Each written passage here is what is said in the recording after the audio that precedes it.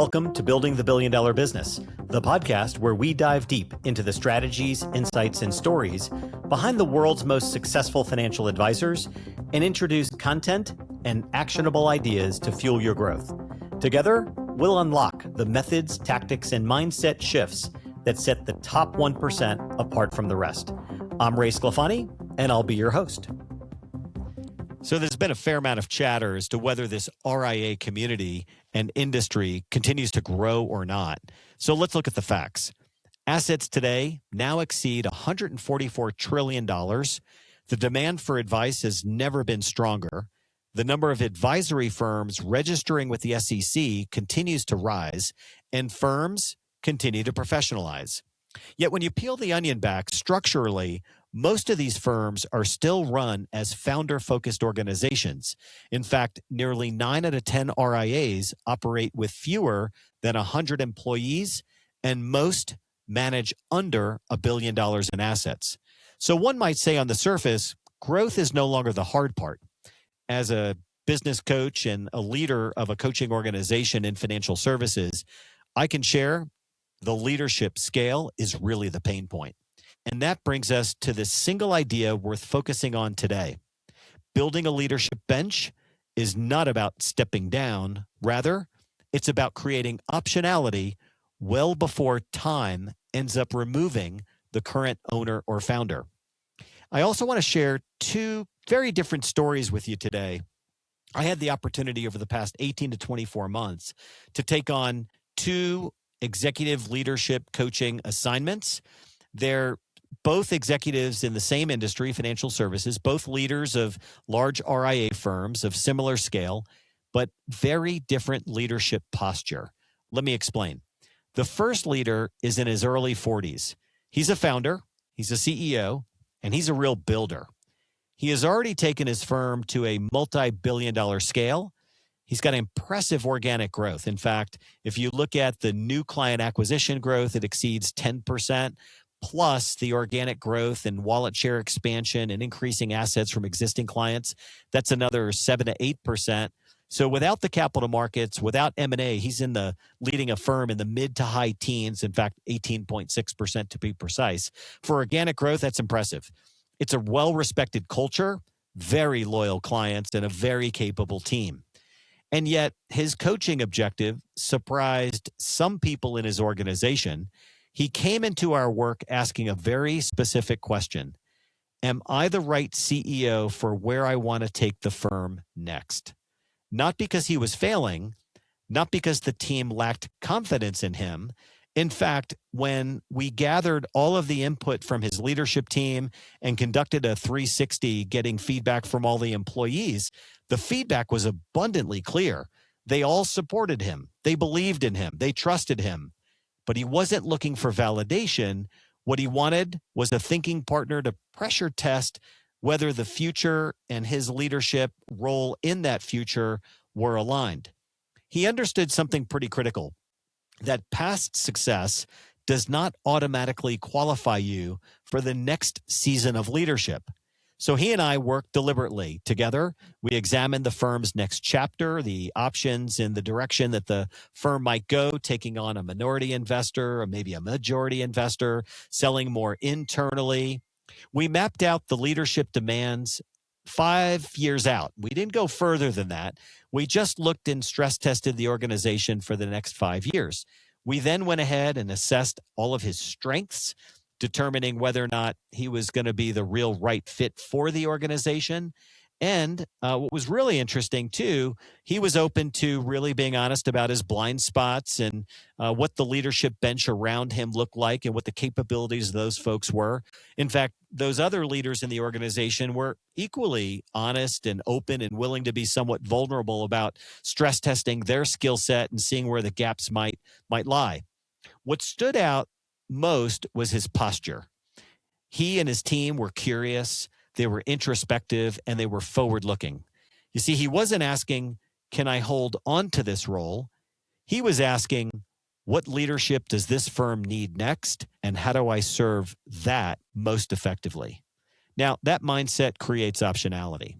Let me contrast that case study with the second leader In fact, it's interesting. I started both of these engagements within a week of each other.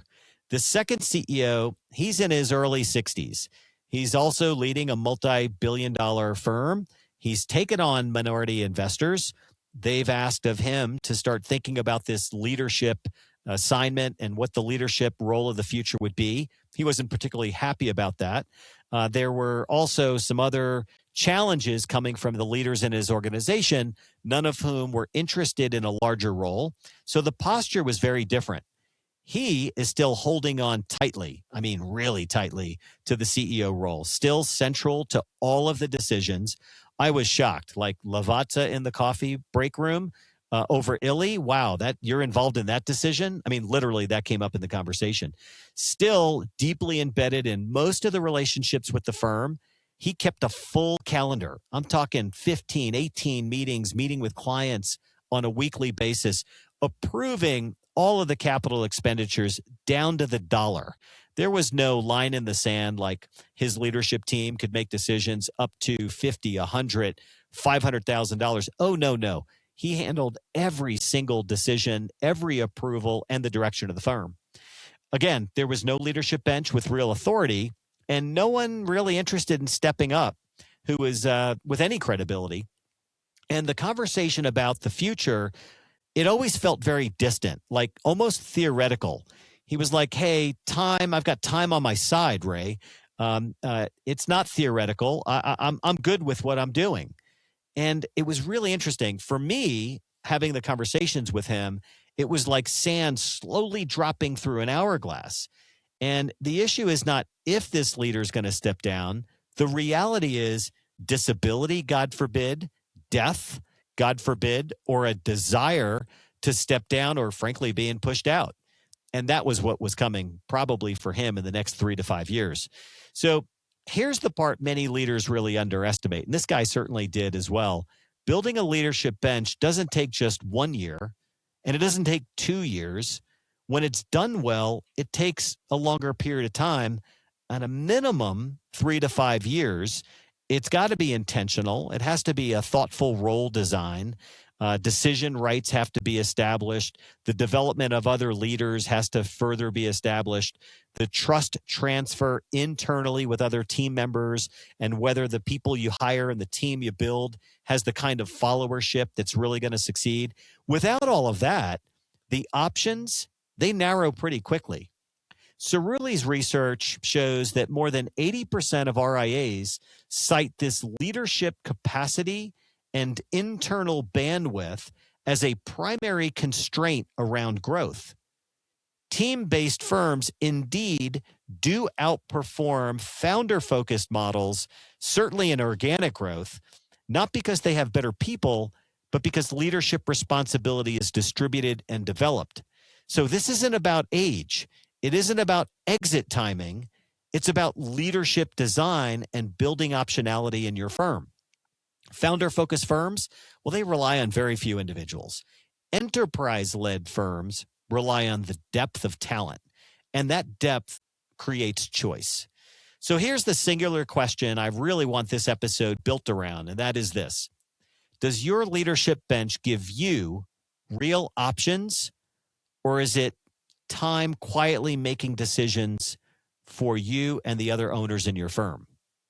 If leadership capability lives primarily in just one or two people, indeed, your options are limited. When leaders are developed, trusted, and empowered ahead of necessity, options expand. Options to stay and evolve as CEO, shift into a different leadership role, bring in external leadership, prepare the firm for transition on your terms. None of those options exist without bench strength. And so as we conclude today's episode, I've got 5 questions for you to reflect upon. As you think about your firm and your role, consider this. 1, if you stepped back from day-to-day leadership tomorrow, who would be ready to step forward? Number 2, which leadership responsibilities are still concentrated with you that should be distributed to others in your organization by year end? 3, How intentionally are you developing leaders for your firm, the firm that you want tomorrow, 3 years, 5 years from now? Number 4, where does holding on limit the growth of others, the professional development of others in your firm? And number 5, what options would you like to have in the future that you are not actively building today? Scaling leadership, again, is not about stepping aside. It's about creating room for the firm to outgrow any one person, including you. Let me conclude with this funny little story. About 10 years ago, I was coaching a good friend of mine, Scott Sparks, and I remember having this conversation about leadership development and building bench strength. And he said to me, "Oh, so you want me to become irrelevant in my firm? That's the goal." I said, No, not irrelevant, just less relevant in the day-to-day, and design the future that you want to build for tomorrow, and hire, train, develop, attract people in your organization who will be enthusiastic about wanting to be owners and leaders in the organization. Well, I'm happy to report 10 years later, more than a 10x on growth. That's exactly the firm that he has built. And I'd encourage you to think about your organization and how it can evolve into the firm and the leadership team that you want for tomorrow. That is how enduring firms are built to last. Thanks for listening. Well, thanks for tuning in, and that's a wrap. Until next time, this is RIA Sclafani. Keep building, growing, and striving for greatness. Together, we'll redefine what's possible in the world of wealth management. Be sure to check back for our latest episode and article.